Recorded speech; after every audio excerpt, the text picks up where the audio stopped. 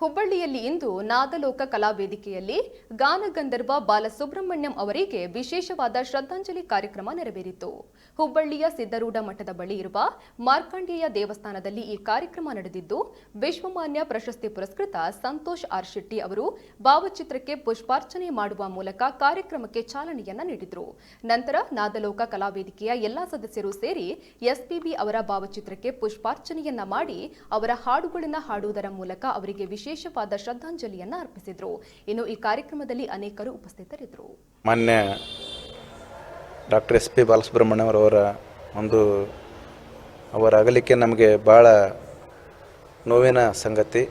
ಅದು ಕಲಾವಿದರಿಗೆ, ಸಂಗೀತ ಪ್ರಿಯರಿಗೆ, ನಾವೇನಾದರೂ ಇವತ್ತು ವೇದಿಕೆ ಮೇಲೆ ಒಂದು ಹಾಡು ಹಾಡ್ತೀವಿ, ಒಂದು ಮೈಕ್ ಹಿಡಿತೀವಲ್ಲಕ್ಕೆ ಮೇನ್ ಪ್ರೇರಣೆ ನಮಗೆ ಬಾಲಸುಬ್ರಹ್ಮಣ್ಯಂ ಸಾಹೇಬರಾಗಿದ್ದರು.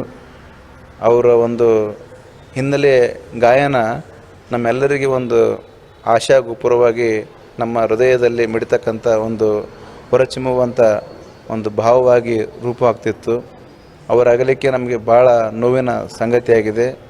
ದೇವರು ಅವರನ್ನು ನಾವು ಉಳಿಸ್ತಾರಂತ ತಿಳ್ಕೊಂಡಿದ್ದೇವೆ. ನಾವು ಕೊನೆ ಕ್ಷಣದವರೆಗೂ ಅವರು ಹೋರಾಟ ಮಾಡಿದರು. ನಾದಲೋಕ ಕಲಾವೇದಿಕೆಯಿಂದ ಇವತ್ತು ಗಾನಗಂಧರ್ವ ಡಾಕ್ಟರ್ SP ಬಾಲಸುಬ್ರಹ್ಮಣ್ಯಂ ಅವರ ನುಡಿ ನಮನ ಕಾರ್ಯಕ್ರಮವನ್ನು ನಾವು ಹಮ್ಮಿಕೊಂಡಿದ್ವಿ.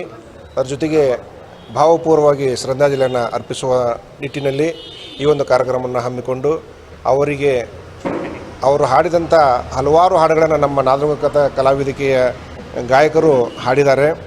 ಆ ಕಾರ್ಯಕ್ರಮಕ್ಕೆ ನಮ್ಮ DYSP ಸಾಹೇಬರಾದಂಥ ಶ್ರೀ ವಿನೋದ್ ಮುಕ್ತಿದಾರರು ಮುಖ್ಯ ಅತಿಥಿಗಳಾಗಿ ಬಂದಿದ್ದಾರೆ. ಜೊತೆಗೆ ಈ ಕಾರ್ಯಕ್ರಮವನ್ನು ಪುಷ್ಪಾರ್ಪಣೆಯೊಂದಿಗೆ ವಿಶ್ವಮಾನ್ಯ